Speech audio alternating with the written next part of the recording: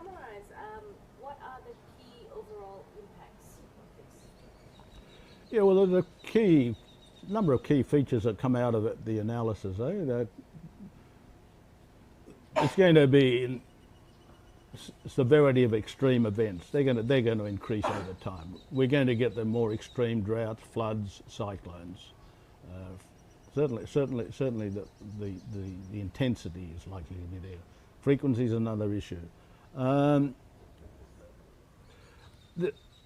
What is particularly important in the analysis is the global impact of climate change on grain products, rice and wheat in particular, and clearly that is going to be very adverse. And we can talk a little bit more detail of what those impacts are, but we can expect the real price, and that's taking into account the impact of inflation, so likely to be increased by as much as 35-40% over the next decade or so. That's in real terms, so the actual money you pay is going to be more than that. So that's our ability to be able to import those things, and everyone depends on them, is quite severe. A key thing we all should notice, though, is that most of our Pacific Island staples, our traditional staples, are more resilient to climate change. They can adjust better. It doesn't mean they're not going to be impacted. They are, and this will vary between staples. Some in particular are particularly resilient, and we've been focusing on. Breadfruit is one of them. Dalanitana is another one. Tapioca is another one. Some are less resilient, but overall they are more resilient. And we analyse in our book the impact on each of these, what the likely impacts are. So that's a message that comes through. Now the other, excuse me.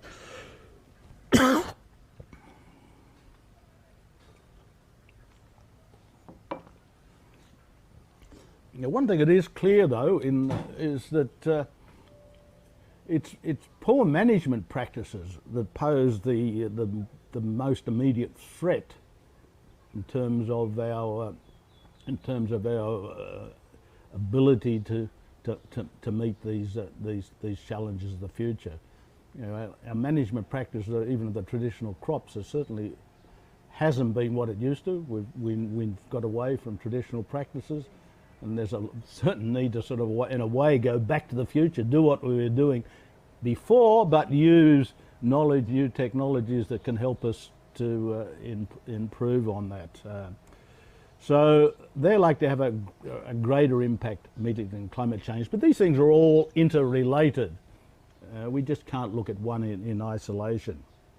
But the clear message for us is, when we talk about adaptation to climate change, there's not much we can do as a very small country about stopping climate change.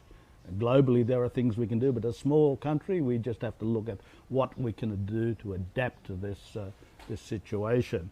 And the best way to adapt, in terms of agriculture, is adapting sustainable practices. But these sustainable practices have to be economic. You know, farmers aren't going to do it unless they're going to make money, but they have to be looking at money just not this year, but at least a few years down the road. So they've got to do things that are sustainable environmentally, they're climate sustainable, but they must also be economically sustainable. They can't be just one or the other, and that's a key message. Adaptation means sustainable agriculture. And fortunately, we've got some good examples of how this is done. We've seen here at the Tutu Rural Training Centre. We saw some farms in Lautoka who are doing this. We'll see some more today in parts of Taveuni where this adaptation is being made. But this has to be widespread, and we have to move fairly quickly on this if we're really going to adapt to the challenges and the threats posed by climate change. But a key message we shouldn't lose is, okay, climate change has all these threats, but it does create some opportunities for us. And we need to try and take advantage of these opportunities. If we don't, then then climate change impact is going to be far greater. So it's a matter of taking advantage of these opportunities. It's going to affect us, but we need to do these things, which means sustainably producing our basically our food crops, and in some cases income generating crops. Yangona's not a food crop, but it's an income generating crop, but we must produce it sustainably or we'll end up with nothing and we're going to be in very dire straits.